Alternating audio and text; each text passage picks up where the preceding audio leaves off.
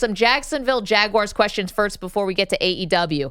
This was obviously a very, very good road trip for your Jags. In London, you go 2-0. You beat my Buffalo Bills, Tony. But where is this all headed? Because this was the first time that you've done back-to-back weeks in London, and it went great. It was awesome. It went really well for the Jaguars. We won back-to-back games in London. The first game we played at Wembley Stadium, the second game at Tottenham.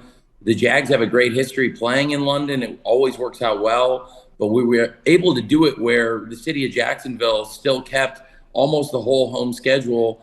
We played a home game at Wembley Stadium, a road game with Buffalo this week, and we're coming back and playing a home game this weekend against the Indianapolis Colts in Jacksonville, and hopefully keep the good momentum going.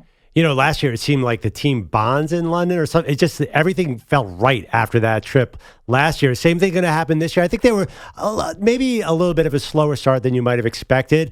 Can you expect the Jags to just sort of get it all together coming back to America now? I definitely think so. It feels like the team's in a really good place. And you're right. Last year we came back from the trip to London and the team played really well. It involved a lot of crazy comeback wins. We set the record for double-digit home comeback wins last year, and I think we can really keep the good momentum going. This year, it feels like coming back from London, things are in a really good place for the Jaguars. Tony Khan is joining us, owner and stats for the Jacksonville Jaguars, owner, CEO, and GM of AEW. Got a big one tonight, AEW Dynamite on Tuesday, which is cool. A lot of good things going on with AEW. Last one for you, though, Tony, about the Jags, which is we can see where this is going, right? Like the NFL loves these games overseas. It just feels like it keeps picking up momentum, and your team was kind of the first team to really plant their flag over there. Like, where is this headed? Is a team going to end up in London full time? I don't think so. I think what we've got going is a great situation where we have a great home schedule in Jacksonville, really supportive fans who've been behind the team last year, this year, and have been a big part of this turnaround. And we have a great thing going in London. I think playing back-to-back games worked really, really well. And now we're really excited to have a home game in Jacksonville too this week and hopefully keep it going. It feels like we built a great tradition for the Jaguars. We've been going to Wembley Stadium in particular for many years, since 2013. So 10 years now of the Jaguars in London. And speaking of Wembley Stadium, and you mentioned AEW tonight on TBS, earlier this year, AEW set the all-time world record for tickets sold for any wrestling event in that same venue, Wembley Stadium. So it's been very good to us, Wembley Stadium. Wait, Tony, was the guy who had his face painted like a jaguar, was he there for that AEW card and also for the game on Sunday? Because that guy could be an AEW wrestler maybe, or at least a hype man. If that guy wants to reach out, I would love to get him involved with AEW. I had a friend send a photo. It might have been one of my friend's dads. So...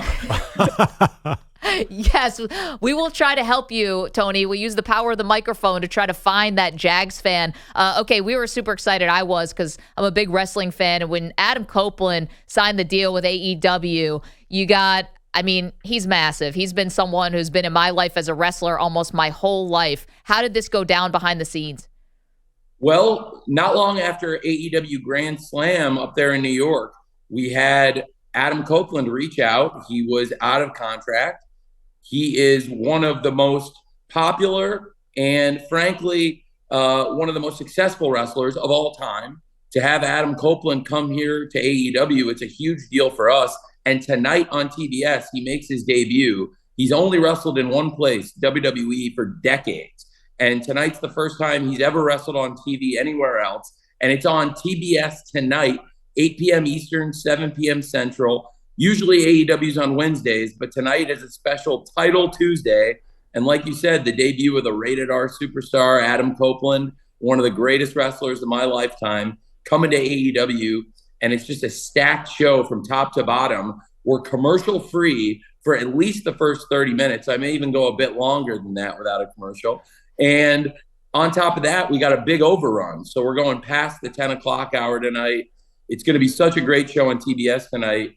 And I just really appreciate both of you having me on this morning to talk about AEW on TBS. So, Tony, you're going head-to-head with WWE tonight. When you think about the rivalry, I'm following it on social media. It is getting chippy. Is it an attitude of we got to take the other one down, or do you think the rivalry could kind of help both organizations? I think wrestling is doing really well right now. It's a great time for the business and a great time to be a wrestling fan, which is what we wanted when we started AEW. And I think it's worked. And now for us in AEW, normally, like I said, we would do the show tomorrow on Wednesday, but they moved us to tonight. It's a rare thing to time shift to Tuesday. And I think everybody's really taken the spirit of it. Everybody's up for a big fight. And that's what wrestling's all about. And our fans have really rallied around AEW. We're on the best run of major events in the history of the company, from Forbidden Door, June 25th in Toronto.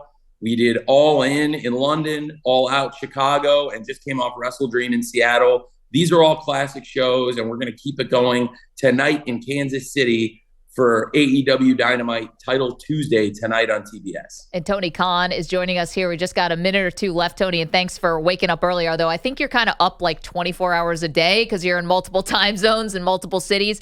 As great as it is, Adam Copeland coming to AEW, I'm excited about that. That was someone I've watched for a long time. Jade Cargill, who's this up-and-comer, lost her to WWE. Is there anything you would have done differently there?